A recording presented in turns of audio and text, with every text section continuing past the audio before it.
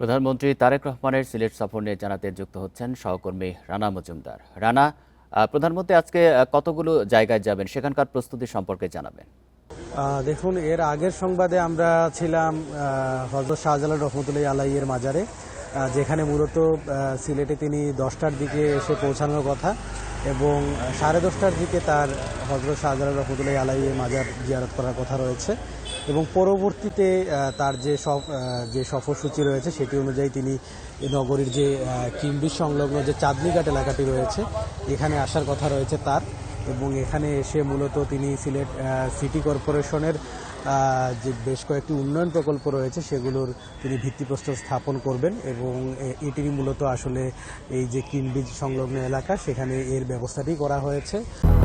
200-র বেশি সার্ভিস ও ফিচারে লেনদেনের সব বিকাশ অ্যাপে সম্ভব।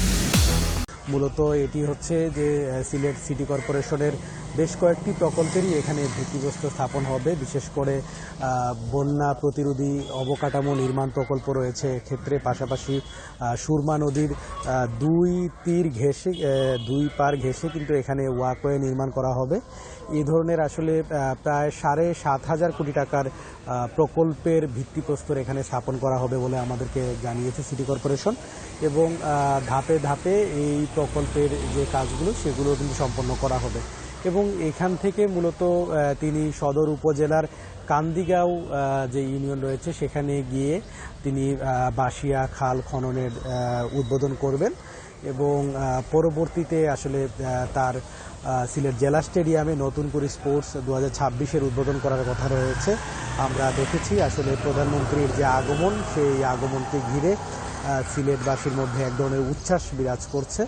আমরা কথা বলেছিলাম যারা দলীয় নেতাকর্মী রয়েছেন, সাধারণ মানুষ রয়েছেন তাদের সঙ্গে, তারা বলছেন যে আসলে সিলেট সিটি কর্পোরেশনের যে প্রকল্পটি রয়েছে কিংবা প্রধানমন্ত্রীর যে আগমন সব কিছু মিলিয়ে আসলে সিলেটবাসী বেশ উচ্ছ্বসিত এবং তারা বলছেন যে আসলে সিলেটের উন্নয়নের ক্ষেত্রে নতুন জোয়ার তৈরি হবে প্রধানমন্ত্রীর আগমনে। এবং সিলেটের যারা মন্ত্রী রয়েছেন, বিশেষ করে গতকাল বাণিজ্য মন্ত্রী তিনি সাংবাদিকদের সাথে কথা বলার সময় তিনি জানিয়েছিলেন যে সিলেট নিয়ে যে তারা নির্বাচনের সময় যে ধরনের পরিকল্পনা জানিয়েছিলেন সেই পরিকল্পনাগুলোর কথা প্রধানমন্ত্রীকে তারা উপস্থাপন করার সুযোগ পাবেন এবং সিলেট কেন্দ্রিক যে উন্নয়ন পরিকল্পনা সেই পরিকল্পনা হাতে নেওয়ার মাধ্যমে সিলেটের অবকাঠামোগত উন্নয়ন বলেন কিংবা অন্যান্য যে উন্নয়নগুলো রয়েছে সেইগুলোকেও আসলে বিশেষভাবে গুরুত্ব দেয়া হবে।